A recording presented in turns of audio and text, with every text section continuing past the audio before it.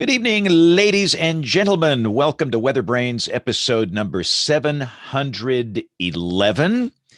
This is the pre-show, that magical, wonderful part of the program where we share boring personal stories, humorous anecdotes, and occasionally say very outrageous things. So this is September 3rd, 2019. And got a hurricane sideswiping the east coast of Florida tonight.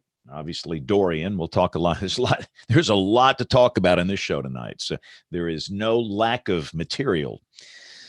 Dorian, the forecast, the communication, the messaging, what's going to happen from here. So plenty of things to talk about. So it's going to be a fun show. And again, thank you for bearing with us. We typically do this on Monday nights, but due to Labor Day, so many of our folks were not available last night. We opted to move it to a day late.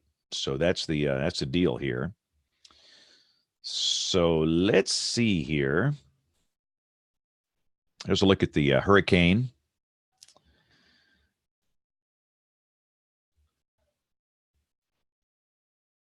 That you should be seeing right now on your screen.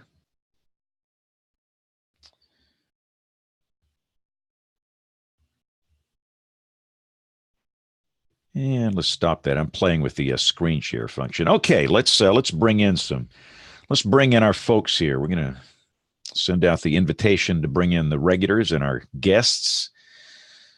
So let's see if we can make this puppy fly.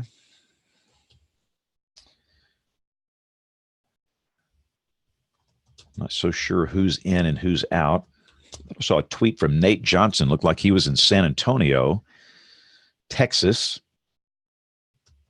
Hope Kevin's on here. I haven't seen Kevin on the show here lately. Kevin Selly. So Dr. John, I got Dr. Kim. I think that's everybody. 1, 2, 3, 4, 5, 6. Yeah, let's try that. Let's invite him in. This in a reminder, the next show for next week, we'll be back on Monday night, and next week we're going to be live from the National Weather Association annual meeting. This year, the meeting is in Huntsville, Alabama. Last year, we were in St. Louis, and that's always a ton of fun. You never know who's going to be on the show that evening. So again, that's a week from last night, next Monday night, live from NWA. Bill, are you going to the National Weather Association meeting? I'm going to live there till Tuesday morning. Wow. I'm going to get there Friday morning. Wow. Because we have a little weather fest to do, Mr. Span. Yeah. We found out how much a cutout of you costs. Too much. I've actually got one when I worked at Channel 6 25 years ago, but it doesn't look like me today for some reason. I don't know why. I don't know. I don't think you changed a bit. And I was holding some check, or I don't even know what it was for, but it's in our basement. So Saturday I'll be at the Weather Fest for 3 hours, and then we're going to drive to Tuscaloosa, where I have to do some work at the University of Alabama football game. Drive to Birmingham, then I'll drive to Huntsville at the dawn 30 the next morning. And they have got me. I need to look and see exactly what my time slot is. I am early. Now, why would they do that to you, sir? Well, I don't know. We know people there. I don't care really. I don't sleep anyway. It's no big deal. Well, if I'm really good, will you put me in the trunk of your car and take me to Tuscaloosa for the football game? I should have saved that for the show, Shannon. That would have been great. Exactly. Hey, can you guys hear me? Yes, loud and clear. On this microphone, tapping. Yep, on that microphone. Sounds like a bongo. You can play the bongos on it, Kevin. The first line I heard was, "Can you put me in the trunk of your car?" Which that was almost the show title. All right, I need Greg Nordstrom. Why can't I gotta look him up on Facebook? Yeah, I was looking at the schedule. So they got Brian Busby doing a keynote at 8:10 Sunday morning. And then they got me from 8:30 until 9. So they're going to have me doing a talk Sunday morning. Yeah, NWA. They need early attendees. They know the broadcaster. So what's cool? They're going to bring in Josh after me, Josh Johnson with Channel 12 in Montgomery, to talk about the same tornado from his perspective, doing the television side. So they will get an hour of April 3rd, 2019. Brad Travis, first alert weather days and what we earned. Code Red. Loves them. And then Ryan Vaughn is doing one called The Alternative to an Alert Day. This is going to be a good session here. After my deal, when I'm out of there, it'll be good. Good evening, gentlemen. Can you hear me? Let's see. I can hear you. Yes. And I can see you. Loud and clear. Hello, Willie. How you doing? Is that wine back there for the show, or are you just tempting us with it? Oh, that's my wife is an aficionado. We got them stashed all over the house. Sounds like your wife and I would get along. We keep our stashed under the desk here, don't we, Aubrey? Actually, I do have some in the car. I had to pick some weather wine up in Trader Joe's today for fundraising. Weather wine? Weather wine. What is weather wine? So any wine that has like a weather themed name. Oh. So it's for one of my fundraisers. I'm doing a weather wine and brews, and it has a weather theme to it. You have to keep reminding me about these hotel rooms. I'm supposed to get your. Yeah, I will email you over the in my notebook, which is over there. Aubrey got us 3 Accurite weather stations, James Spann, for the Weather Ready Fest. They're worth $500 a piece.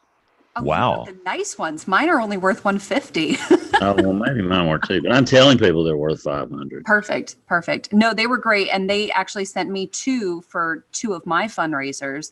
I asked for one and she said, you want one for one of each fundraiser? And I was like, yeah. So it's going to be my fundraiser is the Accurite Weather Station, weather named wine, and weather named beer, weather wine and brews. Yeah, that sounds good. Yeah, well, we've got a big Weather Fest Saturday. It's going to be, we want everybody to come out and enjoy it. I wish you were going to be there, Aubrey. I know James will be there. I know. I wish Billy will be there. Yep. Get Kevin there.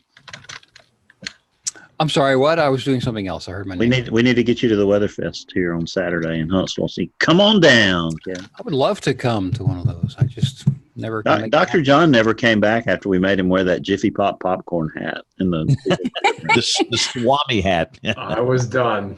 I was definitely. It messed up his hair. You know, yeah, that thing will mess up a lot of stuff. Yeah. So, Kevin, are you coming to the NWA at all? No, can't make it happen. Well, poo-poo. No, it would be fun. So let me see here. I've got to put the embed code over here. I knew there's something I haven't done. By the way, somebody said the chat room in live.bigbrainsmedia.com was all nude women. Wow. Interesting. They stopped by. Like we weren't doing the show. It was like a couple of days ago, and they checked the chat, and it was all nude women. So I'm thinking, wow.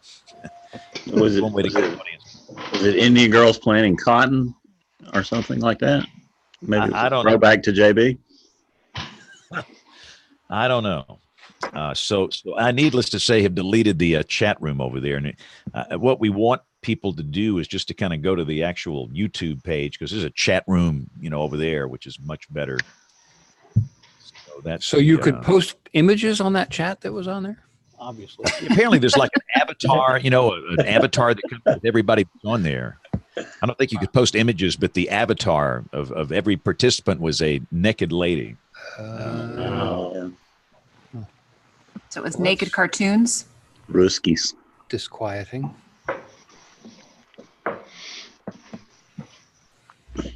Yeah, that's very disquieting. All right, let's see. Imagery with labels. Why don't? I don't think I'll share that with my wife.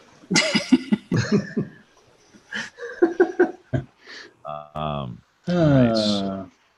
Troy is here. Saw Nate. Nate's in San Antonio. Troy is just up the road or down the road. Oops. And I think you're muted, sir. We hear nothing. We see you. We cannot hear you. You are indeed muted. I see the mute button. I can unmute you. It's all right. I'm here now. Yeah, I just unmuted you. All right. Okay. I did it too. We did it at the same time, James. There you go. No, Nate's in San Antonio for he tweeted some sunset picture from San Antone. Yep. What's he doing there? I don't know. I was hoping he'd come on the show tonight. Will, who's missing? Bill, we got to get Greg on here. Yeah, but yeah, we didn't communicate again after the hurricane started breaking loose. So I know he had parents that lived in the eastern part of Florida, so he may be down there taking care of them.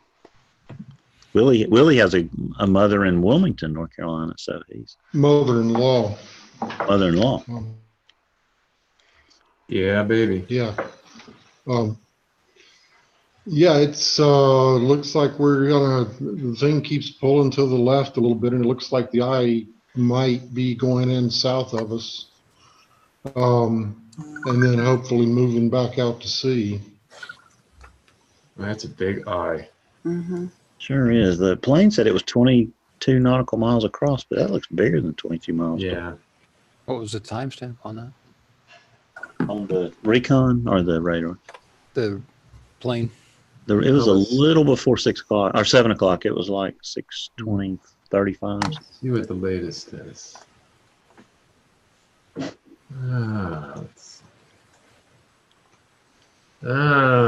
Open to the east, concentric 22 nautical miles. Yeah. It looks open to the east, and that sounds right from looking at the radar there. Yeah. Although sometimes you can't see the echoes that far out on the other side. True. That's true. Well, let's get this thing started then. It's time. We are 30 after the hour. We are not live on television. They had to do a best of last night. That's too bad. That's a hard decision. I was going to say. That thing, what for that? So, all right, here we go in 5, 4, 3, 2, 1. It's WeatherBrains, the weekly show that's all about weather. This is episode number 711 for September 3rd, 2019. Who's back on the show? Kevin, where have you been, man? Well, a couple times it's been a connectivity issue here in the building. I won't say anything more about that, but I do have that resolved. And then some days I have to actually work. So I haven't resolved that problem just yet. I wouldn't fool with that too much, Kevin, just to be honest with you. Yeah, I totally understand. Well, welcome back. What's happening? How's life? How you doing? Haven't seen you in like 3 years. No, it's just poking along. We got Matthew off to college, and that's been some things, and that was good. He's there and having a good time, and adjusting to being empty nest. And Tracy's been traveling. She's been helping her folks back at their house. So there's just, doing life. How are y'all? Doing good. Life is good. Has the president invited you to the White House yet? Oh my! No, I have this great fear. The audit letter is coming from the IRS. You know that audit letter is going to be on the way at any moment now. That's funny. So we know that Kim will not be on the show. Dr. Cloco McLean, she is a little under the weather, not feeling well. We hope she is much better. But you have another doctor on the show, Dr. John Scholar from Lancaster, Pennsylvania. The home of manure. Yes. You can tell the wind direction. You can tell Yes, the wind you direction can. by the odors. Oh my! Wow, I never knew that. Oh yeah, yeah. Well, In fact, and I just had dinner. Yeah. How'd the Pack do, John? they're playing Thursday night against Chicago. Opening. Oh. That's the opening game. So I will be in front of a 60-inch screen, losing my mind. Ooh, okay. Can't believe John, the. we were in Pennsylvania a couple of weeks ago, and I used to live in Valley Forge when I was a kid. Yeah.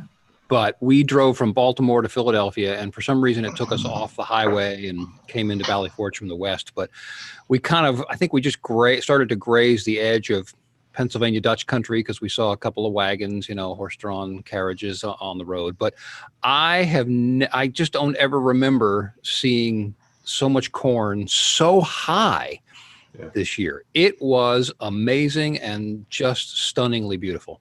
Was it as high as an elephant's eye? It was higher than 2 elephants' eyes, is what I think. Oh yeah, we get 8, 9 feet, even 10 feet around here. And if you're an avid cyclist like I am, and you're going down these back roads, it's like going down a tunnel. Oh, It's unbelievable. It blocks the sun. was this a particularly good year for corn, or? We've had a lot of rain, and the rain came at the right time. So my yard, if that's any judge, it never browned out this summer. I've been cutting it religiously. Wow. Well, I didn't mean to sidetrack us, but it was so nice to be back up in that part of the country, and it was beautiful. It's green. It's green. Yeah. Troy, do you have the cool breezes blowing down there in Austin? Are you down in the 40s yet? It's after Labor Day. What's this word you say? Cool? How do you define that term meteorologically? Below 90. Yeah, I was Good about luck to say with that. that. Sorry, Under Jen, 90. we've not been there. September in This Texas. this is in Austin today, the 40th day, at least at Camp Mabry, that we've had 100-degree temperatures this summer. 40th day today. We were 101 at Camp Mabry, and we're going to be at 100 for the next week. But we're going to wet down the lower valley down there with this little tropical system. Yeah. So but here in they're Austin, we're going to be the around night. that periphery area where you have subsidence, and so we're not going to see much. Worked the University of Texas, Louisiana Tech game last Saturday in the Emergency Operations Center. We saw more heat-related illness than we had seen that a lot of us could ever recall in the EOC. So, and it's supposed to even be warmer Saturday, the big game, Texas against LSU. Yeah, that's So a that'll little be big game right there. What time is that game going to be? That is kick at 6:30. I expect a temperature of 100. Heat index about 104 at kickoff. Well, at least the sun will be setting. Somewhere. So we've got Aubrey Urbano. At least you're under 100 in Harrisonburg, aren't you? Oh, well under. We never came close this year. So how's life, Aubrey, in the world of television weather? Television weather has become television weather / dancing weather. So Please explain this. Trying to explain that. Yeah. So a lot of other stations across the country kind of participate in this, and this is kind of a countrywide local fundraiser. I was asked to dance in our local version of Dancing with the Stars. So. And how's it going? Who's your partner? My partner, his name is Adriel, and we're doing the cha-cha. Mm-hmm. And we're up to twice a week dancing, and I have practice tonight after the 11 o'clock show because I'm going to NWA Friday. Yep. We have to squeeze in 2 practices. That thing's pretty grueling, though, isn't it? To train for that thing. It's very grueling. It's not just the training, but also the fundraising. And I think I might die from the fundraising soon. What exactly is the cha-cha? I mean, I'm not a dancing guy. It's a 4-count step. It's 2, 3, 4, and 1, 2, 3. Usually in dancing, you have kind of like an 8-count. But it's a 4-count, if I'm describing this right. And it's honestly basic footwork that's kind of wrapped into a bunch of other things. So you kind of have a basic step, and then you kind of do a bunch of fancy stuff with that basic step, keeping with that 2, 3, 4, and 1, 2, 3, and 4, that beat. And so is there a theme with this? And you must have some sort of outfit or dress or something. Yes, I believe they ordered 2 for me to try on. Hopefully those will be in the next few weeks. And I do have my music, but I'm not allowed to reveal my music. Oh. So, and then I can post certain like steps from practice and stuff like that. I posted a video this week to see the practice and the fact that I'm still a work in progress. This would have been a serious conflict if JB would have been around. He would have been seriously conflicted about this. Why? Because he loved to hate on Dancing with the Stars, Oh. but he sure loved to watch it. I think JB would be rooting for me though. I know if one of the family members was on there, he would. JB would say, couldn't say anything bad about him. JB, do you want to say they're doing some dirty dancing on that show? But he kept watching. We haven't gotten to that part, but again, I have a midnight practice tonight, so we'll see. Ooh, a little late night dirty dancing. Doctors get mad at me because I put paper over the cameras so I can practice in the studio, and they get mad at me. And they come in to run through the show, and they just kind of look at me and rip off the papers off the camera. I don't want them watching, so. All right. Well, Bill Murray, let's get into this before we go down the tubes. Well, tonight we welcome back Willie Dry, one of our favorite former guests. He's got a fantastic book of the Labor Day Hurricane. This show was supposed to be last night and would have been talking about the 1935 hurricane, which is very appropriate given that we basically had the same hurricane going a lot slower, just a little further north. Willie, welcome to the show. Thank you, Bill. Good to see you guys again. I think this is the third time. Yeah, third time you've been on. When do I qualify for the pension scheme? Yeah. You have to get to the Alec Baldwin level, which I think who owns the Alec Baldwin level? We decided this a few weeks ago, but when you get, I think it's 8 or more. That's when Oh, okay, all right. You get to use the plane at 6, so that's maybe 3 more years you'll be there, Willie. Our hearts are all heavy. This is like, you look at these videos; they look like Mexico Beach over the entire northern Bahamas. And I don't know. It's just on nights like this that you just really don't feel like talking about it anymore. It's just so awful, and you see what's going on from the satellites, from the recon, the few little tweets that are getting out, that it's just terrible. I mean, a lot of us follow Josh Morgerman, and, that last tweet Saturday night, it sounded like they were already in trouble. And fortunately, he's out and safe in Nassau tonight. But you imagine your hurricane, Willie, sitting in place for basically 24 hours over, one location. Talk about that for a minute. How fast was the Labor Day hurricane going in 1935 when it crossed through the Keys? Oh, I think it was about 10 miles an hour, if I remember correctly. And after it got into Florida Bay and then into the Gulf of Mexico, of course, it speeded up. But yeah, it moved through pretty quickly. The following day, Tuesday morning, there were still 60, 70 mile an hour winds, I think. But it was moving away pretty quickly. And if that thing had just sat there and pounded the way it did, I doubt there would have been a soul left alive. Exactly. Which makes you wonder, what's the final death toll going to be in the Bahamas? I think it stands at 8, last I heard. And then the panel jump in here tonight, sort of a retrospective of what we've been through, and then we'll get more back into the 1935 hurricane. And I'd be interested if Willie's seeing this, but I saw some numbers this afternoon that people, there were emergency management people saying we're going to have so many more dead than what we have now. We're just basically, when we find bodies, we're getting them. We're trying to secure them, but they said the death toll will definitely go up. And even though I've seen some of the pictures, Bill, that you've talked about, but I don't think we have any idea what this has done. 180 mile an hour winds sustained, at least before there began to be a little upwelling, and we weakened the thing a little bit. But I cannot even imagine that.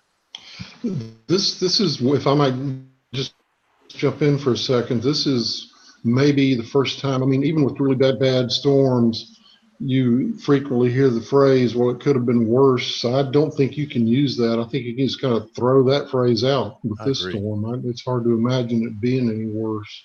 It really is. It does not seem like it could have been any worse. I'm curious from a historical perspective, since we're talking 1935. and I've never researched it. I guess I should have, but we make statements about where it was and what it did. And you said a few minutes ago, well, it sped up a little bit and where was the eye and these kinds of things. But when you compare 1935, the amount of data that we had to what we get today, how do we know all of those things? That's a very broad question, an unfair one, but I'm going to ask it anyway. How do we know where it was? Yeah, and you said it sped up when it got from one point to another, and all of those things. Because we're so blessed to have what we have now, but all of these, for lack of a better term, they're not assumptions. I guess they're made. Some measurements were made, but how do we know exactly the track and those kinds of things? Well, in 1935, they depended mostly on reports from ships at sea. Mm-hmm. And from weather observers that were stationed all along at coastal stations. There was an observer at Long Key, which is where the eye went ashore. James Duane was the weather observer there, and he even at the worst of that storm, he managed to keep some sort of records about what he was seeing and barometric pressure readings until the storm basically yanked his barometer out of his hands. And of course, he didn't know what it was after that. The last reading he got was 26.98 inches, and I can't remember what the conversion is on that.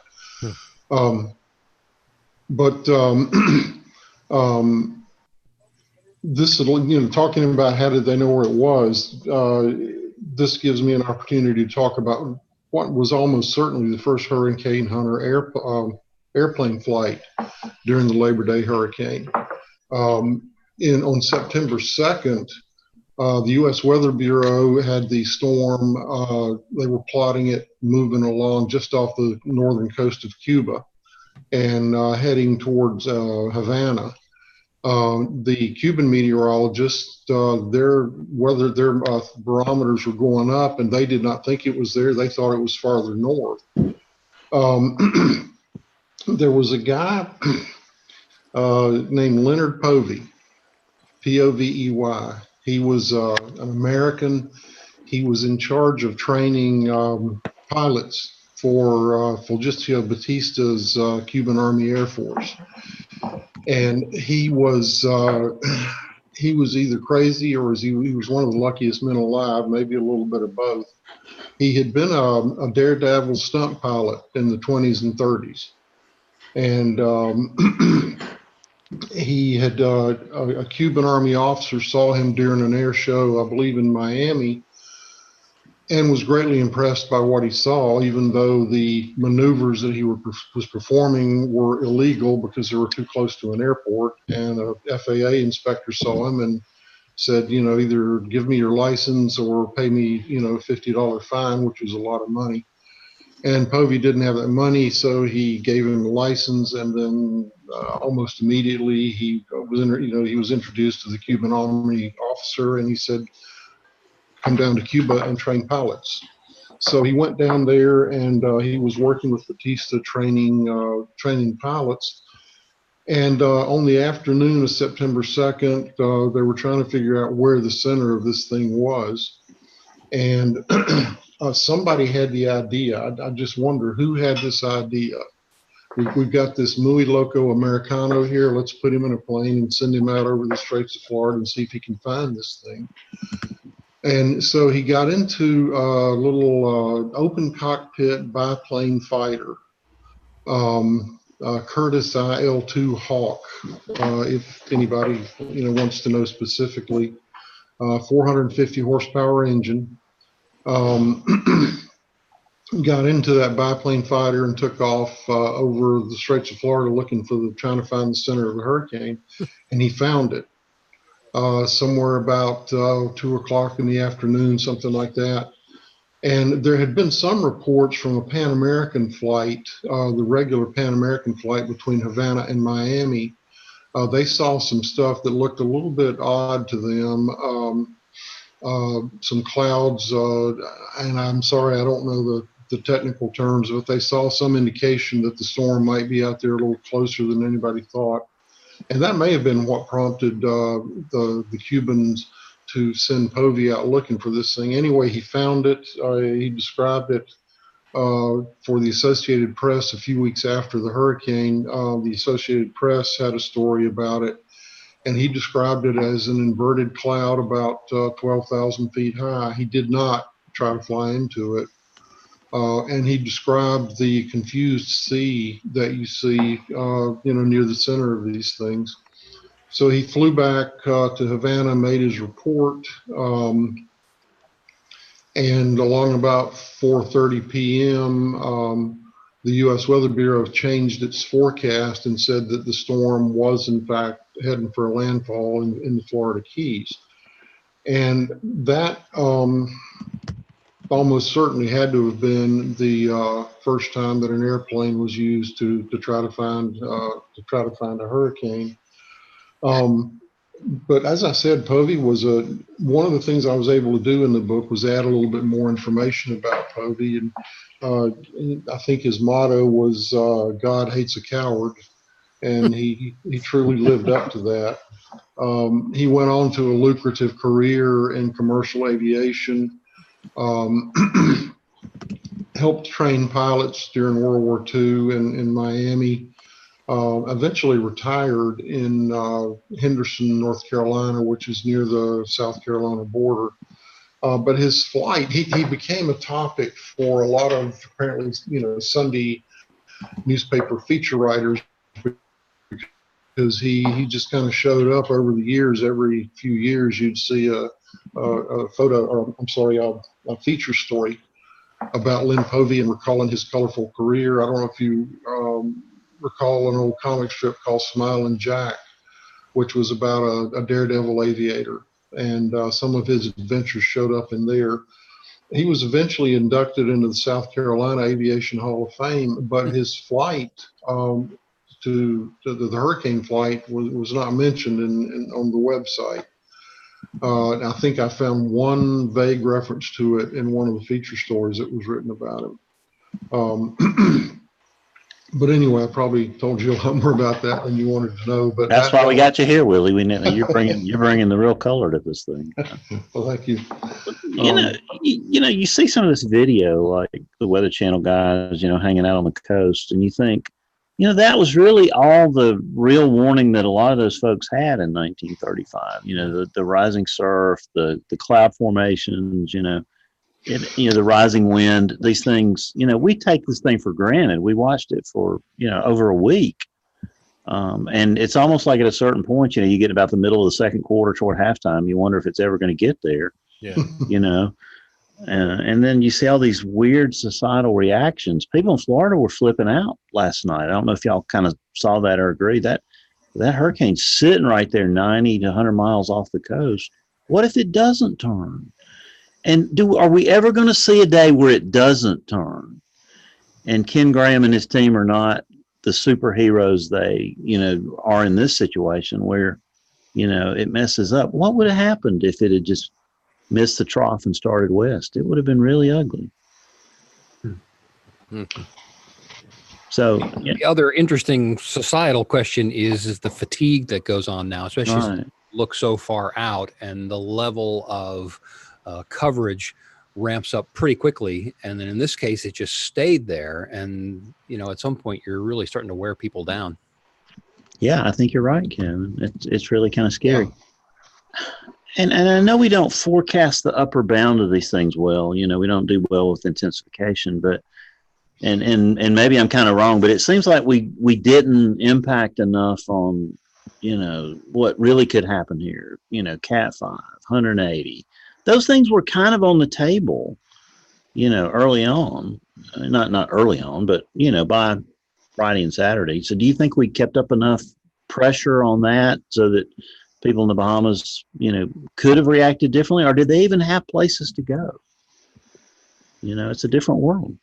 Yeah, sure doesn't look like it down there. I mean, the video that was coming out from Great Abaco, the thing I kept remembering is that, what was the name of that book about the 1900 Galveston storm? Isaac Storm. Isaac Storm, yes.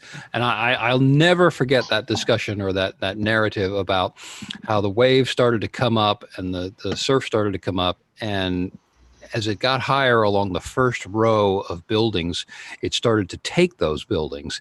But the debris of those buildings became part of the surge. And then that took the second row of buildings. Eventually, it just became this almost like a dam of debris and surge that was just raking things over. And you have to assume something like that happened in the Bahamas based on the video that we've seen, and where nothing can survive because it's not just the water lapping up against, it's all the stuff that it has taken already. Zora Neale Hurston wrote about a similar description in her book, Their Eyes Were Watching God. She wrote about the Lake Okeechobee hurricane of 1928, which broke a mud dike there. And she described something very similar to what you're talking about, that the dike didn't just collapse and give way. It just sort of got pushed along, and this big wall of mud and water, and then it started pushing into small houses and cabins and started pushing those along. And so, yeah, you think of a storm surge or something like that as just this big, huge breaking wave, but in some cases, I guess it's not. It's just pushing the debris along and gathering everything in front of it. How do people in the Bahamas get their weather information? What's their main source? Does anybody know? I was in Nassau in 1981, and that's the only time I've been there. Did they use the Hurricane Center information? Is it disseminated, I guess, via television? I don't know much about the communication or the messaging there. Anybody else know? I know. They have their own forecasting service. I have a friend over there, Wayne Neely, who is a forecaster. Yeah, we've had Wayne on the show before. Yeah. Well, he's in the middle of this. Have you talked to him at all, Willie, or seen anything? I haven't talked to him. I saw a very brief post last night, showed up on Facebook, kind of a cryptic, okay, and I didn't really know what that meant.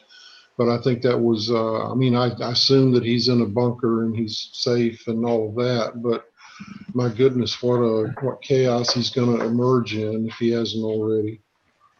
Did y'all read the tweets from Morgerman this afternoon? Did y'all see that? I was about to ask. That was the next question. Everybody wondered what happened to Josh, ice cyclone, and he was like off the grid for what, 36 hours? Yeah, from 11:44 Saturday night, I think. He said, by far the most intense cyclone I've witnessed in 28 years of chasing. Thought I would play it safe by riding it out in a solid concrete school on a hill in Marsh Harbor. Thought wrong. Winds pounded the building with the force of 1,000 sledgehammers. Crept out during the eye to find school mostly destroyed, cars in parking lot thrown around and mutilated. Barometer 913.4 millibars. Frantically piled into the few functioning cars. One of them was mine, relocated to the government complex before the backside struck. Building filled with terrorized refugees, many had swum to safety or abandoned collapsed homes. The calmed eye saved many lives, gave victims chance to relocate. Whole neighborhoods were swept by mighty surge higher than anything in memory. Areas above water had catastrophic wind damage. I saw that on some of those pictures. The bottom floor of the house was completely underwater. And then the second floor was sheared off by the wind. And he says many deaths reported from drowning, flying debris, and collapsing houses. Medical clinic overwhelmed, an absolute catastrophe. Send help to Abaco Islands. So that's the only tweets I saw out of there today. Total humanitarian crisis. And I don't think we have any idea how many lives were lost in the last 36 hours there. Somebody just put out the news department 7. But I don't think we know. And, I don't think there's any way we know. Well, that always takes a while for that to unfold. I just over the years and looking at there you go. That's actually Galveston from 1900. I wanted to show this to you. We were talking about the destruction from that hurricane. How about 108 years later? Remember that hurricane, Ike? Mm-hmm. Yeah, looks the same, doesn't it? And it was a category 2 at the time, Dr. John? Yeah. It just pummeled the coastline for, about 3 days. Yeah. And it was one of the reasons why the Hurricane Center dropped storm surge from the CAT scale, Saffir-Simpson scale, and left that totally on its own. It seems like that hurricane came in on a Friday night, I want to say, but by Thursday, that Bolivar Peninsula was already, having people calling for help. Oh, yeah. I think that was the first sign that things were really out of control there. You know, and then you compare and contrast this to Hurricane Floyd. If I remember, in 1999, you know, kind of a similar track coming up. You know, it's supposed to turn, but one of the largest, you know, evacuations in U.S. history, and a lot of people were mad after it when it, you know, went away. I never quite understood being mad, you know, when it didn't hit. But, you know, 5 million people, you know, had a lot of trouble getting away from it. And this time we had almost, you know, the opposite, because we had the confidence in the models and the humans interpreting them to know that, you know, we were okay probably here, and maybe had a little more time because it was moving slower. But, you know, that's interesting to compare and contrast those two storms and how far we've come in, you know, just 20 years. Well, if I can make a quick comparison here to the attitude in 1935, the question was asked a moment ago about how did people follow these things? How did they know where they were? And the folks who lived on the Keys in 1935 had almost a sixth sense about tracking these things. On the Sunday before the hurricane, when the Weather Bureau was saying that the storm was, you know, moving along the coast of Cuba, they knew that it was coming there. I mean, I talked with, I started researching this 20 some years ago, and there's still more survivors, you know, a few more survivors alive then than there are now. But they recalled getting out of church and talking about the storm out there and how they knew that it was going to be bad. And there was a gentleman there by the name of Ed Sheeran. I don't think he's any relation to the contemporary popular singer, but he was an engineer. He was in charge of a construction project down there, and he had witnessed the 1906 hurricane, and there were 150 or so construction workers killed on the overseas railway. And Ed was just horrified by that, and he vowed that if he was ever in charge, that nothing like that would ever happen again. And fast forward, you know, 20 years or so, and he is in charge, and he is working down there, and he knew that it was going to be bad. He took all kinds of extraordinary precautions, and tried to get the administrators who were in charge of some veterans work camps down there to get those guys out of there. And they just really didn't understand the danger that they were in. And they waited until too late to try to get the veterans out of those work camps. And of course, they were basically slaughtered.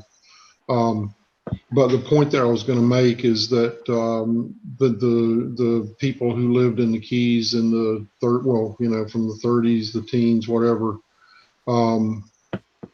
had a sick. Now that's one of the work camps, isn't it? That looks like camp. That's Camp 3. Yeah, that's Camp 3, I believe, which was at the foot of Lower Matacumbe Key. And yeah, you can see that it's just, it's just a lumber pile, basically. The veterans, the cabin there at the left in the middle background, that's a cabin that one of the couple of vets lived in. It's been turned upside down. Right. But that's the kind of housing that right there. That's the kind of housing that most of those guys were living in. And the plan was, it's not that the administrators were totally unaware of the threat posed by hurricanes, but the plan was to try to get a train down there to get them out. And the administrators simply waited too long to call the train. The train got to Isla Mirada maybe 10 minutes before the worst part of the storm surge arrived. And it blew the train. I think there were 4 passenger cars and 2 box cars. It blew all of the cars off the track. The only thing left standing was the locomotive. The cars weighed 120 tons each, and the locomotive, there you go. Locomotive weighed 160 tons, and that's the only reason that it was left standing. The storm surge was so high that it got into the locomotive and put out the fire in the firebox. Wow. And the reason you see that configuration there, the nose of the locomotive is pointing toward the train, and given the impression that the locomotive was pushing the train, well, that's not the case. Before they left the mainland, they switched. They turned the engine around at a roundhouse in Homestead, I think it was. So the engine was traveling backwards as it pulled the train, and the intent was that when they got down to the farthest camp, which was Camp 3, there was a sidetrack there, and they were going to run they were going to uncouple the locomotive, run it up the sidetrack, and couple it to the other end of the train, so that they would have the headlight of the locomotive pointing on the tracks as they started pulling out of the islands. But of course, they never got that far. And those old steam locomotives, they had to carry water to make steam to drive the locomotive.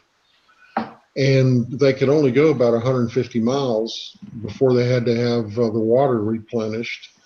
And the engineer told him that before he could go down, the rest of the way down the islands, they had to take on more water. And there was a water tower, a small water tower there at Islamorada. But guys had to get out in 150, 160 mile an hour winds and try to get water into the locomotive so that they could continue their journey. But of course, all of that was rendered moot when the storm surge came ashore. But I mean, talk about some brave men. I mean, getting out, climbing on top of a locomotive in 150 mile an hour wind to try to get water into it. I don't know if I'd want to take on that task. Yeah, that was a terrible situation. A series of just literally a comedy of errors led to the train being late, didn't it, Willie? Well, there was, in fairness, yes, on the whole, that's what happened. But in fairness to the administrators, there were about 700 veterans in those camps. And during the Labor Day weekend, 300 or so of them left the camps to go to Miami and Key West to party. And they were a rough and rowdy bunch. There were some guys there with some serious substance abuse issues. And the drinking, there was really not very much for them to do except drink. I mean, they eventually tried to provide some recreation for them. They formed a baseball team and created a recreation hall and everything. But the vets basically would start drinking on paydays. They got paid once a month, and they would start drinking on paydays and just go until their money ran out. And during that time, they were comatose, basically. So in fairness to the administrators, they knew that putting 300 or 400 of these guys on a train, most of them more than a little intoxicated, was going to be a nightmare. And what they wanted to do was wait until the last possible minute to get them on the train and get them out of there so that they didn't have to take them up to the mainland and try to keep them under control for 24 or 36 hours, because they knew that was going to be a problem. I mean, there were armed deputy sheriffs present to help load the vets onto the train because they were so concerned about the behavior issues. So in some ways, the veterans were their own worst enemy, because the administrators knew that it was going to be a nightmare to try to evacuate them, and they just wanted to minimize the time that they had to try to keep them under control on the train. Now, Dr. John, we, hear that, the studies say now, recently the indications are that, we're going to have storms that stall more often. I mean, we had Harvey, Florence, this hurricane. This is not the first time hurricanes have done that. Is this different? Is there more of it? The scientific reasoning sounds sound, to it, but is this a new thing? You go back and look. My most fascinating hurricane in history was Betsy. I wasn't paying attention to hurricanes in 1965, but I went back and read all the advisories, and that hurricane really, confounded forecasters in a lot of ways. Because they, at different times of every day, didn't know where it was going to end up. It looped and stalled and did all kind of crazy things. Camille stalled in the Gulf of Mexico. So stalling is not necessarily unusual when steering patterns collapse, but is it going to happen more in today's warmer climate? I think that question is being asked now more than it was before. You remember Hurricane Ivan? You're talking about doing some weird loops. Remember, Ivan came onshore near Pensacola, October 2004, right? And then moved into Virginia. Hey, Brian here. He well. It made Keep going, John. Made a loop, in Virginia, went off the east coast of the U.S., came south back towards Florida. So deja vu. Right? So hurricanes have done some bizarre things. I think the question now is being asked after Harvey, is this what we can expect in terms of rainfall? And I think there is, the literature is fairly sound in that regard, that migration north of the jet stream is probably going to result in fewer steering currents or less steering currents, and we're going to run into this issue. And it could have stalled, 100 miles to the east, and it would have been no big deal. It could have stalled 100 miles to the west, and it would have been an even worse calamity financially, and maybe in death toll too. But because who could imagine that storm sitting over the Gold Coast of Florida, for 24 hours like it did in the Bahamas? The economic impact would be staggering. Oh, sure. You remember was it Hurricane Elena, 1984? 85. Yeah, 85. I remember it well. A double loop Labor Day weekend. Yeah, my favorite memory is coming back from church on that Sunday, looking on the Weather Channel and hearing John Hope say, the hurricane's coming west. It was stalled off the coast near Tampa on Friday and most of Saturday. And then it came back to just west of the Mobile, Alabama area. I can remember being the only car driving south on I-65 that Sunday night while it was bumper to bumper traffic on the other side. And I don't guess we had invented contraflow at that point. So it was that was a scary situation for sure.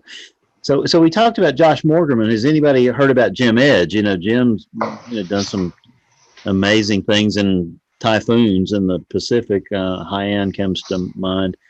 I saw something that said they were trying to airlift him out of one of the towns there. Does anybody know if anything bad happened to Jim? No, I don't know who's over there. I thought he was still in Florida. Well, goodness, no, I have not heard. I saw some tweets, like on Saturday where he was, scouting out where he was going to be and stuff. So I think he was definitely in the Bahamas. But, of course, there was, no information after a certain point. And I can't imagine, getting all the way over there and having no way back out. And, that's just, if I ever thought about chasing a hurricane to its center, I think that was ended, with Mark Suttis' video from Mexico Beach. There was no surviving that if you were exposed. Yeah, apparently he was over there. His last tweet was 2 days ago. The dock is now underwater. I could barely stand up getting out there. 990 millibars. Okay, that's going to wrap up the social media. If you want to see the footage, tune into the Weather Channel. And that's the last tweet, and that was 2 days ago. So he survived in Haiyan in a pool, literally with his nose just above the water, because it was the only safe place he could find. Because he came on here and talked about that, and I can't even imagine that scenario. Because you see that debris, and it's always struck me, Willie, that victims in the 1935 hurricane were literally sandblasted.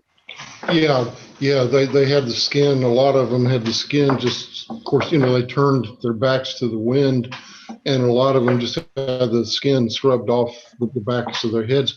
But you mentioned something there that brought to mind the experience of Bernard Russell, who was caught out in the. Bernard Russell is undoubtedly one of the few people who ever lived who was exposed to the full force of a Category 5 hurricane at landfall and lived to tell about it.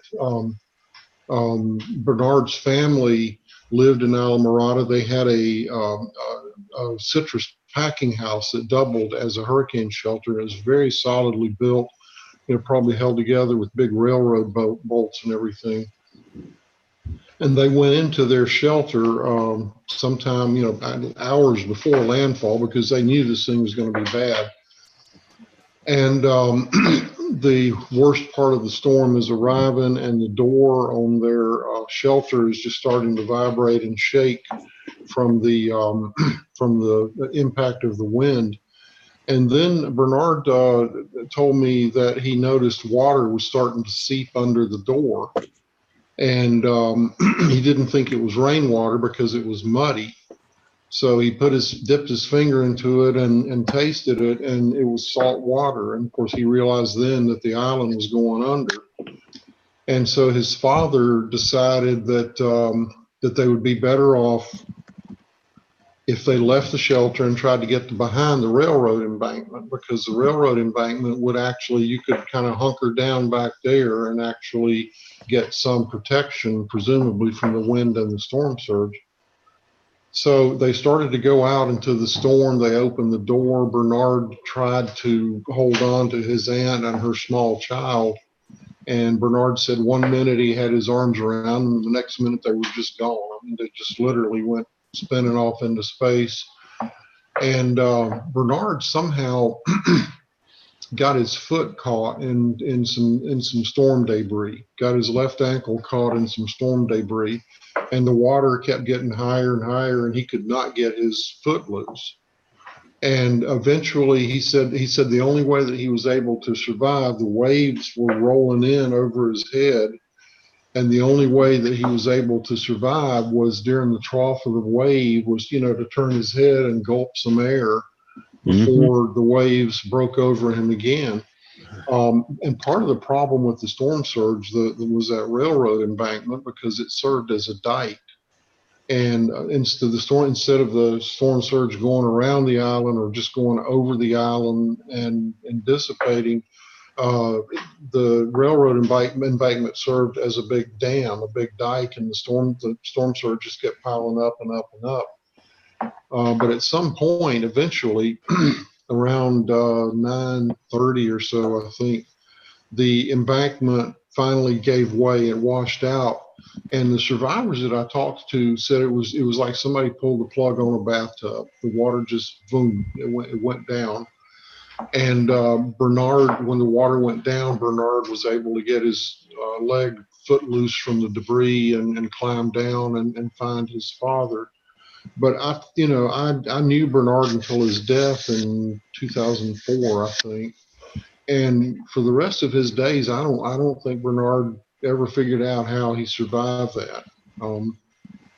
And that is the kind of unimaginable conditions that anybody who would have been out in the storm and on the Bahamas, anybody who would have been out in Dorian, there were also descriptions in the Labor Day hurricane of people just being picked up and carried away.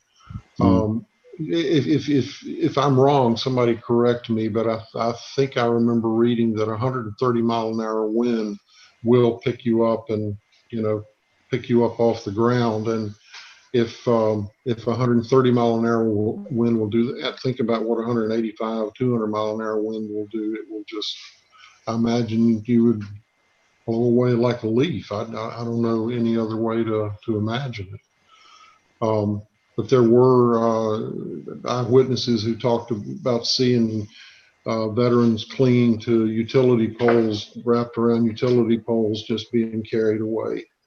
So it's just the conditions that they had to endure, and of course, ordinary things become deadly weapons, deadly missiles. You get hit in the head by a coconut going 185 miles an hour, you're not going to survive that. And then all of that lumber down, all of those buildings down, the storm picked up pieces of lumber and speared people. There was a guy who was impaled by a piece of lumber. and survived for 36 hours or so after the storm before he finally died. He was a veteran from Maryland. I don't know if he could have been saved if anybody would have gotten to him, but yes, in a situation like that where all the buildings are down and all the lumber is piled up there, and the lumber can become deadly in that kind of wind. Well, it really, people read these. I've been reading these types of books like the one that you wrote, Willie, all my life. And I think there's a lot of great precautionary information in there if you take the time to read it, because I just could not help but think when the top winds and Dorian were 185 miles an hour, that was just resonating with me Sunday morning, that, this was the Labor Day hurricane again. It's not like, this is not new. This is something we've seen before, and something that's going to have the same impact, and it would turn out to be much worse, but, just from a duration standpoint. But well, I remember after, I'm sorry, did I interrupt somebody? No, not at all. You're perfect. After Hurricane Irma, I talked to some folks down in the Keys, and the new book, the new edition of Storm of the Century, has a new chapter about Hurricane Irma. And I talked with a guy who lives in Islamorada with his family. His name is Richie Russell. He is the nephew of Bernard Russell, the guy that I just spoke about a moment ago. And Richie said that, Irma was bad, but he said the storm that really worried him the most was Hurricane Michael. And, Michael cranked up from a tropical storm to a 5, and I don't remember what the exact time was, but in a very short period of time. And the thing that is so frightening about Hurricane Michael, if you live in the Keys, is that it takes 3 days to fully evacuate the Keys. And it is a stage, they do it in stages. It starts with Key West and then moves up the islands. And it takes 3 days to accomplish that. And they do not order the evacuation until the winds are forecast to be Category 3. Well, they didn't have 3 days between the time that the evacuation order would have been given and the time that Michael would have been on top of them. And that is what worried Richie Russell so much, because when the 1935 hurricane went through there were barely 1,000 people living on the islands. There were about 12,000 people in Key West. But once you got outside of Key West, it was just these sparsely populated little settlements of a few hundred people. And and still the hurricane, there were about 1,000 people there. The hurricane, I don't know if this calculation is accurate or not, but the hurricane killed 408 people. Well, the hurricane killed 40% theoretically of the people in its path. You've got 73,000 people living in the Keys now. And on any given day, you've got 40, 50, 60,000 tourists there. So if another Hurricane Michael comes along, it's kind of frightening to even think about what could happen there. And I don't know, human nature is so difficult. When I was researching the first edition of Storm of the Century, y'all might remember Billy Wagner, who was the emergency management director for the Keys, and Billy was a colorful guy. And Billy said he had to deal with Mother Nature and human nature, and he couldn't control either of them. But Billy said the thing that made him crazy was that you get so much information now on the internet, and that's a good thing. You want the information to be out there, but and a lot of the information, I assume, is basically the same stuff that the meteorologists are seeing. But Billy said the problem with the internet was that every year they probably got 1 million new tropical meteorologists, and it did not make his job any easier, because he would say, well, we need to evacuate, y'all need to get out of here. and some guy sitting in his house in Islamorada or Tavernier or Big Pine or somewhere says, well, this doesn't look too bad to me. I've been through worse than this. So the proliferation of information, I guess, can be kind of a blessing and a curse in some ways. Well, did any of y'all see anything along that lines that you wanted to point out during this event? What Willie's talking about, where bad information was being used in a dangerous way. Anybody? James? I know, James, you're always watching it and getting battered with it half the time. Any situations that were just egregious in this hurricane? Maybe my broadcast isn't going out. Hey, can you hear me? I've got a producer talking to me in the hall out here, so I'm doing sign language. So yeah, we're all having to. Some of us are like working during the show here. Exactly. So I'm doing an update right now on Dorian. Sign language that you are the lead, and we need to speak to you about what video we're using, and so go put your clothes on, James. Show title right there. So James, did you see any egregious misuse of social media and weather information in this event? So what do you want to talk about the Trump thing now, or? Yeah, that's a good place to jump off on it. I mean, that was a prime example. So I don't do politics. I have no interest in it. I mean, I don't have any interest in it. I vote. I will vote, and then I'm done. I'll vote again when there's another election. And so I saw all this traffic started Sunday morning, and I was at church doing what I do, and I do children's worship, and it was just overwhelming from people in Mobile and Baldwin counties, places like Gulf Shores, Orange Beach, Dauphin Island, the city of Mobile, wanting to know when would the hurricane arrive? Do we need to, plan on evacuations?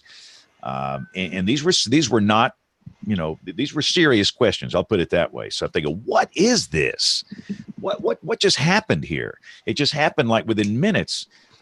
And then I realized that the president of the United States had put out a statement or a tweet indicating that conditions would be, and I don't have the exact verbiage here, but it was suggesting that it would be bad for Alabama, looking bad, and there would be high impact here. And so I just put out a simple response that there will be no impact from Hurricane Dorian in Alabama, period.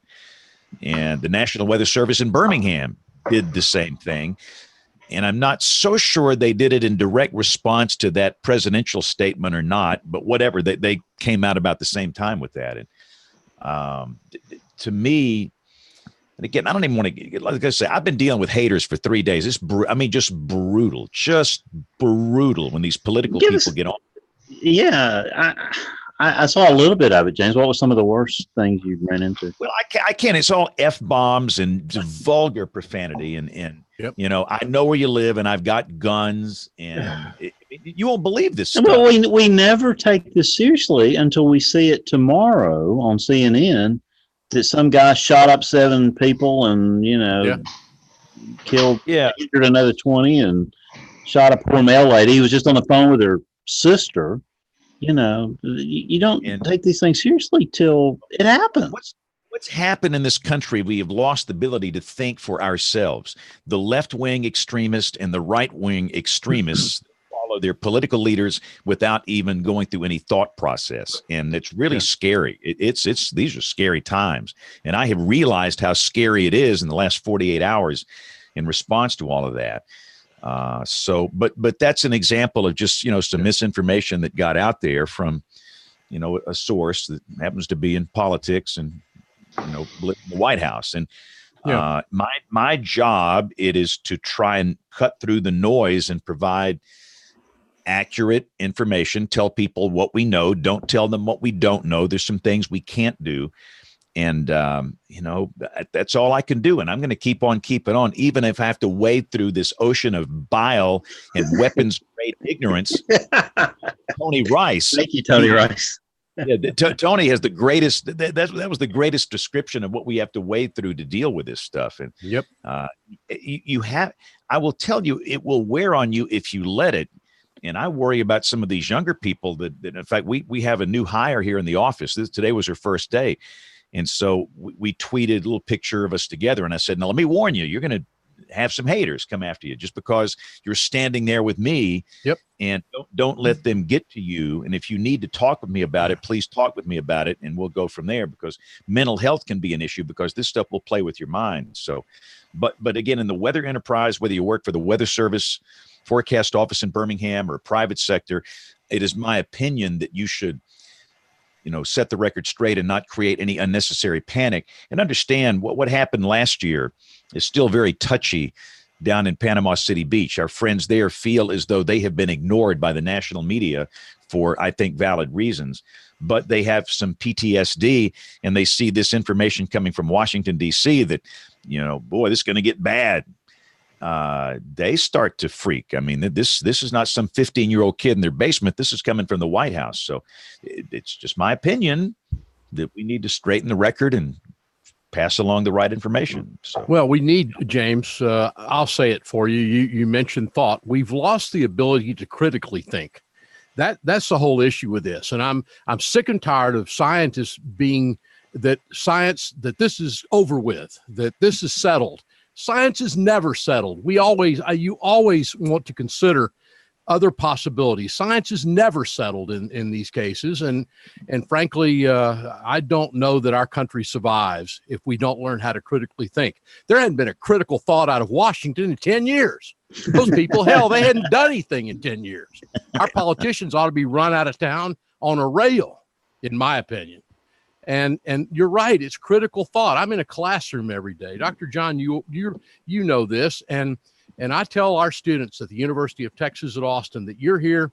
Yeah, you're here to get your degree in whatever it is, but that's really not the reason you're at the University of Texas or Penn State University. You're here to learn how to critically think. Right. A critical thought process is not something you want from these people in high school. College is when it begins to happen. And we're sent to make people think on their own and not be told by the media, not to be told by the government what to think. Everyone's got a brain, and that's what our universities are for, to make people critically think. And you know what? There is none of it going on in Washington, so let's not pay attention to any of those clowns. None of it going on there. And it's about time. I'm worried about it, James. You tell me. It drags on me. I see students. We talk every day. I just don't know if we ever get out of this. I was listening to an interesting podcast just today. It was interviewing a psychiatrist at Stanford. Mm-hmm. And one of the things that's being looked at with regard to platforms, and social media would be included, but some of the smaller ones are looking at what they refer to as putting in things to slow people down. Right now, you get on Twitter and you see something you like or you don't like, and you just go boom, boom, and it's done, and you're out there. And the theory and the example they gave was a website called Nextdoor, which was supposed to be, and still is, I think, sort of a neighborhood thing. Yeah. To communicate with their neighbors and so on and so forth. And one of the things they saw at Nextdoor, which was a problem, was people would jump to conclusions. And the example they're giving is, well, I see a black man walking down the street, this is a problem. And so what they did was put in some safeguards, or not safeguards, but extra steps to sort of slow people down a little bit and guide them on a path that was a little bit more productive, as opposed to just blurting things out. And that sounds to me like an interesting opportunity on social media as well, to put in some safeguards to slow people down. I can't imagine Twitter and Facebook ever doing that, but boy, sure.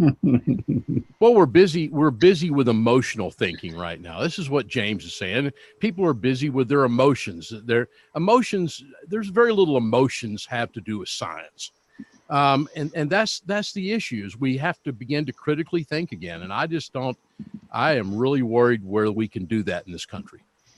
I am an independent thinker, and I don't see many people coming out of college that are like that now. It's almost they're trained to think one way when they get in there, and they come out of there and they think the same way. And I like you, Troy, I have great concern, and we're seeing that manifested within all this social media stuff. And just some of the stuff I've dealt with over the past 48 hours, it's just horrifying. And understand, I was attacked by the left and the right.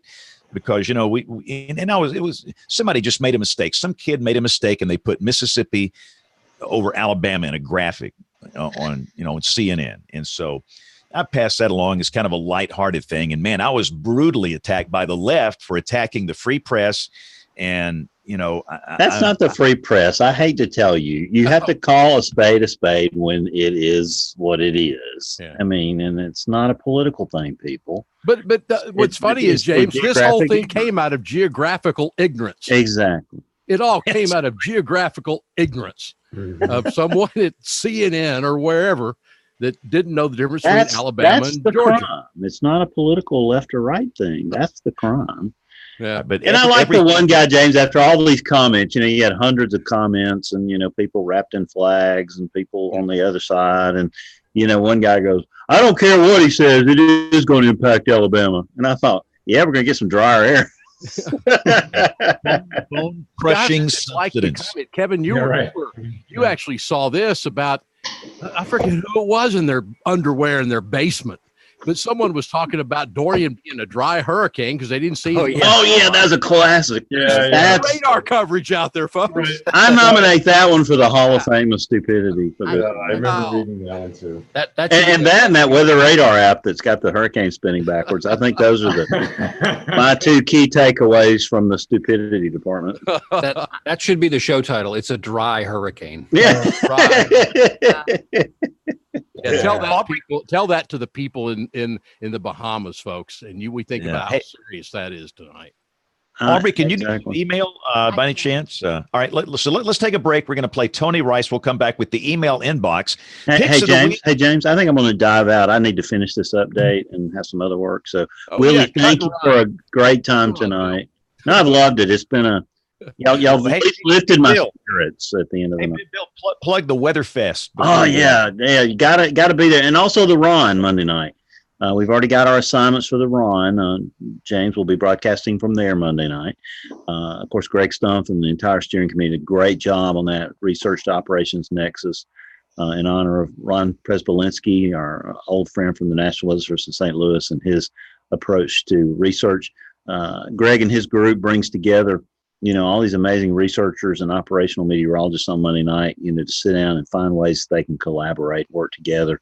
And that's what gets all that great research into the National Weather Service and other offices in the weather enterprise. So if you're in the weather enterprise and you're going to NWA, you're going to be in Huntsville, make sure to sign up for that. You can sign up at registration and be a part of it. And it's just an amazing time. And then, of course, Saturday from 10 to 4, we'll all be in Huntsville. At UAH, the Charger Student Union, the Shelby Building. Go onto weatherreadyfest.com. You can get a free time ticket. We've got 40 exhibitors, 20 large vehicles. We've got 10 great speakers, National Weather Service Skywarn Training. James is going to be signing his book. Our very own Willie Dry is going to be there signing books too and giving 2 talks. And it's just going to be a blast of a day. We've got 90 volunteers and tours of the National Weather Service. There are only 75 golden tickets to this tour of the National Weather Service. So get there early and sign up. There's never been one at that office because it's like in Fort Knox or something. And you're also going to be giving away copies of 3 copies of Storm of the Century and 3 copies of For Sale American Paradise. Yeah, For Sale American Paradise has hurricanes in it also. And we'll be giving away some of James's books. James, this is your reminder. Don't forget to bring some extra books for that. Okay. And it's going to be a blast of a day and a huge event. We're all tired and ready for it to get here now because it will be an exhilarating day on Saturday. Thanks for the pitch there, James. I appreciate it. Okay. All right. Let's take a break here for Tony Rice. We're going to come back with the email inbox and much more. So don't go away as WeatherBrains rolls along. Looking beyond the atmosphere, here's Tony Rice with your astronomy outlook. The Euro weather model has been and will continue to be a critical resource as Hurricane Dorian tears through the Bahamas and bears down on the East Coast. but it almost lost a critical component. Earlier today, the European Space Agency increased the altitude of the Aeolus Earth observing mission, allowing one of the 2,000 satellites in the Starlink constellation launched earlier this year by SpaceX to pass safely underneath. Aeolus's side-scanning Doppler LiDAR feeds global wind data, measuring from the ground through the stratosphere into the ECMWF model. The European Space Agency, NASA, and any other satellite operators monitor everything in orbit and perform these kind of collision avoidance maneuvers when necessary. But this rarely happens because of another active satellite. It's usually space junk. This is the first time a satellite in a mega constellation like Starlink had to be dodged. But it could happen more often, as another 10,000 Starlink satellites are planned for launch, along with more than 3,200 in Amazon.com's Project Kuiper. Elsewhere in the sky, from the end of this week through the weekend, in the southern sky, look after dark for the first quarter moon. It will move past Jupiter, across the lid of the teapot in Sagittarius, then past Saturn just above the teapot's handle by the weekend. That's your Astronomy Outlook. Follow me at RTP Hokie for more spacey stuff like this. All right, let's dive into the old email inbox. If anything happens to be in there. Letters. We get letters. We get stacks and stacks of letters. Had a few. All right. So this one came in just a few moments ago from Craig Setzer at CBS Miami, talking about the 1935 hurricane. A report of a woman and baby were carried across Florida Bay from Islamorada to Flamingo, about 25 miles away. They were both dead, but the baby was still in her arms. Many other stories from a historian that he visited a few years ago for a special that they did. So that was Bernard Russell's sister. That is the woman who was torn out of his arms when they left the hurricane shelter, and that was her. That would have been Bernard's nephew. The indications were when they found her body that she had been carried across Florida Bay and was still alive when she hit the beach, and she was found. It's a very sad story. She was found curled around her child in a protective manner, and that's how they found him. But yeah, that was Bernard's sister, and there were. I'm sorry. Go ahead. I was going to say, did she try to venture out in the eye? No, she was in the shelter. The Russell family had a storm shelter in Alamorada, very sturdily built storm shelter. The storm surge started coming ashore, water was coming into the building, and John Russell, who was Bernard's father, decided that they might be better off if they got out of the shelter and got behind the railroad embankment, because that would provide them more protection. It would get them away from the water and would still provide them some protection for the wind. So they had, of course, had to open the door to make a run for the railroad embankment. And when the door was opened, Bernard was trying to hold on to his sister and her son. And Bernard said that they were just basically torn from his arms and blown away into the night. And that was so that the gentleman who just emailed you there, that's what he was talking about. That was Bernard's sister. And there were bodies found on these soggy little islands in Florida Bay, all over the islands. There was a young couple there, Rosalind Grooms Palmer and George Pepper, who were sweethearts, and they were going to get married. And George worked as a steward in one of the work camps, and Rosalind was with him. And he was George was down at one of the work camps, and he was told to take the foreman's car, a big 1934 Dodge, and go pick up some of the wives of the administrators and get them out of the islands before the storm got there. And the worst part of the storm was approaching by this time. Winds were gusting, I mean, I was not there, but descriptions, winds were gusting 120 miles an hour by that time, maybe. Anyway, during the drive from the camp to the hotel where the women were waiting to be picked up, the car went into Florida Bay with George and Rosalind in it. And they managed to escape the car. But I mean, you know, they knew, the foreman knew that that was his car, and he knew that George and Rosalind were in it. Rosalind was found on one of the little islands in Florida Bay. I want to say 10 miles or so from where the car went in. George was carried all the way across Florida Bay to the tip of the peninsula, to around Flamingo. They both, you know, they both died. There was some indication. Rosalind was a very strong swimmer, and there was some indication that she was still alive when she landed on this little island. But of course, she was seriously injured and exhausted, and so it was thought that she died from exposure or from her injuries. And they did not find the car until, I don't know, 8 or 10 days, I guess, after the hurricane. But it's a very knowledgeable question that this guy just, or comment that this guy just made. I think the stories are a little bit more, they kind of hit you a little harder, especially after a lot of the video that we've just seen. So I'm going to move on. Yeah. He sent some about the Bahamas and the information that comes out of there, and he mentioned their Twitter feed, fairly active over there too. So thanks to Craig for that. That's good information. And that was the Bureau of Meteorology, I believe. The email said in the Bahamas. Mm-hmm. For that. Another question came in this afternoon from Chris Ritchie. I heard the statement, wind is wind, but, you know, there have been some comparisons, you know, with the hurricane, 150-mile-an-hour winds, comparing it to an EF3, EF4 tornado.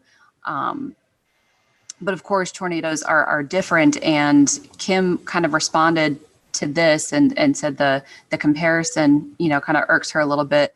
Her wind engineering colleague says, obviously, it's not a one-to-one comparison because tornadoes generally lift, so the net force and torsion are entirely different matters. So, of course, enduring 200-mile-an-hour winds over the course of hours is a very different stressor than under a few minutes, like tornadic winds. I don't know. How do you guys feel about that, the comparison that some have been making?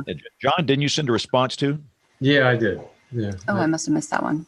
Oh, that's a really good question. And it's the force of the wind is proportional to the square of the velocity, regardless of the origin. And when we talk about tornadoes and hurricanes, those are totally different origins with totally different force balances. But you don't want to be in the receiving end of either one of those. And I think what is probably most important is how quickly that wind ramps up and the stress that it provides. Good information, Dr. John. Absolutely. And this one came in a few weeks ago, so it probably has not been read. Andrew Terry said, I'd love to see one of the PGA Tour weathermen, Stuart Williams, on the show, and sent in some contact information. So Bill is working on it. Let's see, Chris White sent in a link a few weeks ago, fascinating look at the Light Sail 2 mission from planetary.org. And I believe that is all I have from the recent. So if you have an email at weatherbrains.com. Send us your guest suggestion with some contact information. Maybe you have a cool show topic you've thought of and what you like about the show, something interesting. You can send it to us, email at weatherbrains.com. Awesome. Thanks, Aubrey. And again, before we do Picks of the Week, let's just kind of talk about Dorian. Again, we're doing this on Tuesday night, September 3rd. Dorian is off the east coast of Florida. Anybody want to share their thoughts on the impact of the coasts of Georgia and the Carolinas in coming days? Because a lot of people are watching this live. Yeah, I think anybody along the coast from north of, say, Charleston, or maybe right at Charleston, all the way to Cape Hatteras. This poses a huge threat. Storm surge is going to be, the onshore flow is going to be perpendicular to the coastline. That's how you get maximum storm surge. I think this is bad news. Even though the hurricane is weakened and the eye is larger, don't underestimate the power of this storm. am afraid that people might be lulled to sleep up there. It's just taken so long to get up there. And I agree. If this thing comes in perpendicular, and the European ensemble, if you look at the 12Z and the 18Z, they've kind of shifted back up in that direction. So I'm afraid it's going to be a big story up there, and I hope people are ready for it. I think the messaging has been good from the Hurricane Center and the local offices. The question is, are people paying attention? Because I'm afraid they're going to see all these people leaving, some of the Florida coastline, and nothing really happened that bad maybe. And I don't know, but hopefully folks will be ready. And Aubrey, you're kind of close. I guess you're the closest to the action there, even though you're well inland. Yeah, Virginia Beach is about 3.5 hour drive from us. And I really don't even think Virginia Beach is, of course, going to bear the brunt of this. Certainly the Outer Banks, Hatteras, Atlantic Beach, Morehead City, down to Wilmington and Charleston, absolutely. And I hope that people aren't tired of hearing about it, because we have been talking about it for so long. And the uncertainty has really been there. But, South Carolina has been under a mandatory evacuation. I don't know what day it was issued, but I know they've had the mandatory evacuation. And I know some areas of North Carolina have the mandatory evacuation. So, from what I've seen and heard, it sounds like the officials are really doing a very good job at being proactive with this, all the way down to Florida, all the way up into the Carolinas. Yeah, well, the hurricane watch goes to the Virginia state line. Exactly. Yeah. We, my wife and I live in Wilmington, and speaking from personal experience, I know a lot of us here are still, here we are looking down the barrel of another one, and we still haven't really recovered from Florence last year. And so it's just, it's not fair, but who are you going to complain to? We haven't even gotten picked up from Florence, and here we are again. Do you think people will heed the warnings a little better because that's in such recent memory? Yeah, probably. That's one thing. That's a good point. One thing that I have learned, I think, is that to really understand, to have a gut feeling understanding of the power of a hurricane and what it can do, you've got to go through one. It's in some ways it's almost like a rite of passage. I wouldn't wish that experience on anybody, but and Florence was one of those. I was talking earlier about with Dorian, you could throw out the phrase it could have been worse. Florence could have been so much worse for us. But yeah, I don't think people are going to ignore this. That's good. And by the way, I just threw up in the chat here, I've got to go do some television here, guys. So Troy or John, I'll let y'all take over. Thought we might mention the other tropical systems. Got to do picks of the week, and y'all can wrap it up. But I'm late. I got to run. Thank you, guys. All right. Thanks, James. See you, James. Thank you. That's always the case, isn't it? I haven't even looked at. I know there's other stuff out there. I haven't even looked at it. Let me share this with you. This is a great streamline analysis that's available online. This is just mesmerizing, but you can see Hurricane Dorian there off the east coast of Florida. And then there is a tropical system by the name of Fernand, I think it is. Yep. About to make landfall near Tampico, Mexico. And there's another area of disturbed weather west of the Cape Verde Islands. So it's that time of year, right? We're a week within the peak. Yep. Expect these things to happen. So I guess we need to do picks of the week. Willie, were you aware that we're going to do this?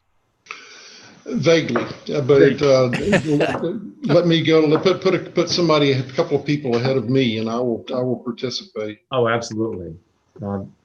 Kevin, you got a pick of the week for us? I do. It is from the great Levi Cowan at Tropical Tidbits. It's his discussion video from Sunday night, and his entire videos are always great. But the last 5 minutes of Sunday night is an excellent discussion of steering currents and storm height, and it's well worth your time watching that. So that's the link to the YouTube video. Excellent. That's a great site. I'm on that site all the time. Yeah, he's amazing. Good stuff. Thank you, Kevin. Aubrey, before we lose you, a pick of the week. Yes, mine is to follow someone on Twitter. It is Phil Klotzbach. You know, when we talk about hurricanes and we're comparing, you know, the strength, the intenseness, you know, you start to see a lot of stats. And I think for a lot of people, I've had some people messaging about confusion with some of the stats: strongest hurricane, strongest landfalling hurricane, Atlantic Basin, Pacific Basin. Deepest pressure is not necessarily strongest wind gusts or sustained winds. So Phil is amazing. He's the stats guy and has a stat for everything via hurricane. You need to follow him on Twitter, Phil Klotzbach. Good idea. Great. Of course, he's a scientific descendant of Bill Gray. Yep. He's also an intense Boston Red Sox fan. I'll forgive him for that, for Yeah, really? being a Yankees fan. and Bill, I'm getting your book. I've got to add that to my collection. So looking forward to that. Thank you. I've got to go do show. Have a great night, guys. See you, Aubrey. Troy, pick of the week, sir.